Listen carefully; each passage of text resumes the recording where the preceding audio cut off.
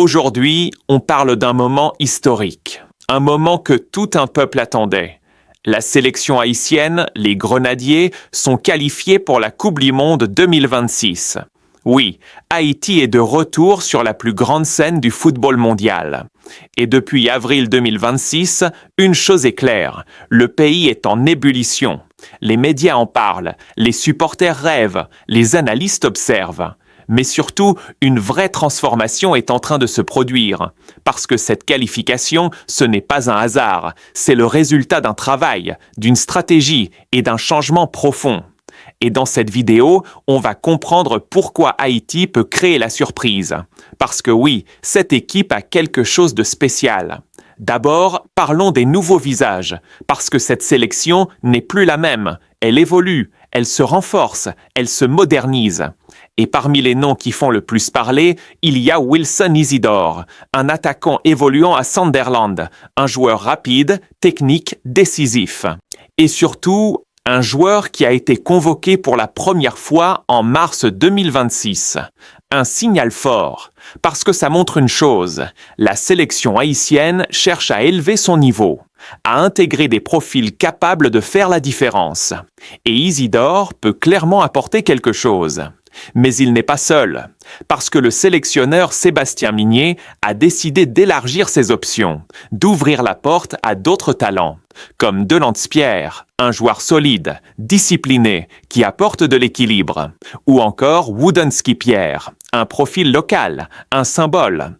Parce que oui, cette nouvelle équipe ne repose pas seulement sur la diaspora, elle mélange, elle combine, talents locaux et internationaux. Et ça, c'est une force, parce que le football moderne, c'est une question d'équilibre. Mais ce qui est encore plus intéressant, c'est la stratégie globale, parce que la Fédération haïtienne de football, a compris quelque chose. Pour être compétitif, il faut aller chercher les meilleurs talents, peu importe où ils sont, en Europe, en Amérique du Nord ou en Haïti. Et cette mobilisation de la diaspora est aujourd'hui une des clés du succès, parce que ces joueurs apportent de l'expérience, de la discipline, une autre vision du jeu. Et quand tu combines ça avec la passion haïtienne, tu obtiens une équipe dangereuse, très dangereuse. Mais ce n'est pas tout, parce que pour construire une grande équipe, il ne suffit pas d'avoir des joueurs, il faut aussi des moyens. Et là, une autre grande nouvelle est tombée. Le gouvernement haïtien a décidé de soutenir massivement la sélection.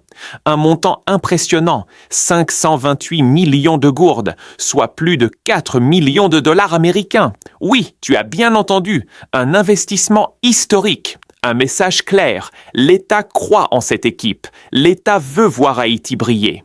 Et ces fonds ne sont pas là pour faire joli, ils ont un objectif précis, 264 millions de gourdes pour la préparation. Matchs amicaux, stages, organisation, logistique, tout ce qu'il faut pour préparer une Coupe du Monde. Parce que oui, le détail fait la différence. Et cette fois, Haïti veut être prêt, vraiment prêt. Mais ce n'est pas tout, parce que la FIFA apporte aussi son soutien, avec environ 1,5 million de dollars. Encore une preuve que cette équipe est en train de changer de dimension. Mais maintenant, parlons d'un joueur clé, un joueur qui incarne cette nouvelle génération, Carl Fred Saintet, un milieu de terrain talentueux, travailleur, technique, intelligent, et en 2026, il franchit un cap, en signant avec El Paso Locomotive FC, un transfert important, après être passé par Phoenix Rising et Dallas FC. Son évolution montre une chose, les joueurs haïtiens progressent, ils montent en niveau, ils s'imposent, et Saintet est devenu un élément clé de l'entrejeu des Grenadiers, un moteur, un lien entre la défense et l'attaque. Et dans une Coupe du Monde, ce genre de joueur est essentiel. Mais malgré toutes ces bonnes nouvelles, un défi énorme attend Haïti, un défi gigantesque, parce que le groupe est tout simplement redoutable. Le Brésil, le Maroc, l'Écosse, drapeau noir, oui, des équipes expérimentées, des équipes solides, des équipes respectées. Mais attention, parce que le football n'est pas toujours logique, et Haïti peut surprendre, parce que cette équipe a quelque chose que beaucoup sous-estiment, le cœur, la fierté, la rage de représenter un pays. Et ça, dans une compétition comme la Coupe du Monde, ça peut tout changer. Parce qu'au final, les grands moments appartiennent à ceux qui osent.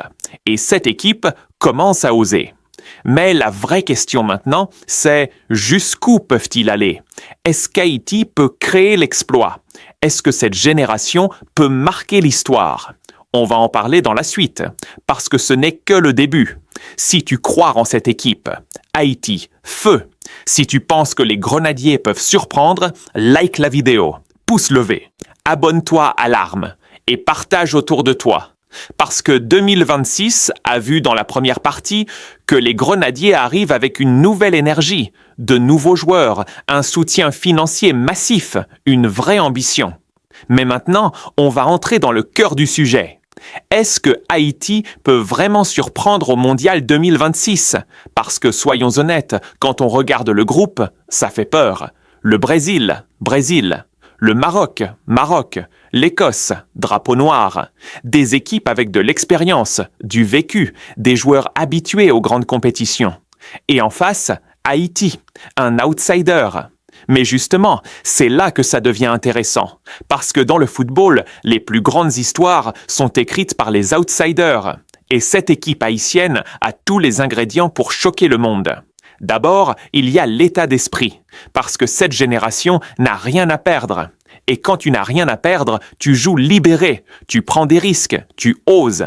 Et ça, c'est dangereux pour n'importe quelle grande équipe. Ensuite, il y a cette fusion entre diaspora et joueurs locaux. Une stratégie portée par la Fédération haïtienne de football. Et ça change tout. Parce que les joueurs venant d'Europe et d'Amérique du Nord apportent une rigueur tactique, une discipline, une expérience du haut niveau.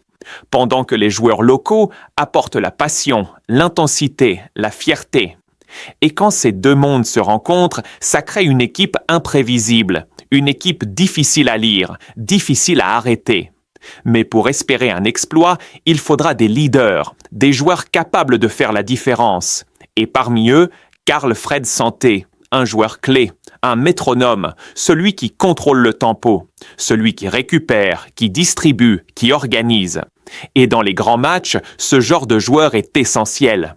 Mais il ne sera pas seul, parce que l'attaque peut aussi surprendre, avec Wilson Isidore, un profil explosif, capable de faire la différence en une action, un joueur qui peut punir à la moindre erreur. Et à ce niveau, les erreurs se paient cash. Mais au-delà des joueurs, il y a un autre facteur clé, la préparation.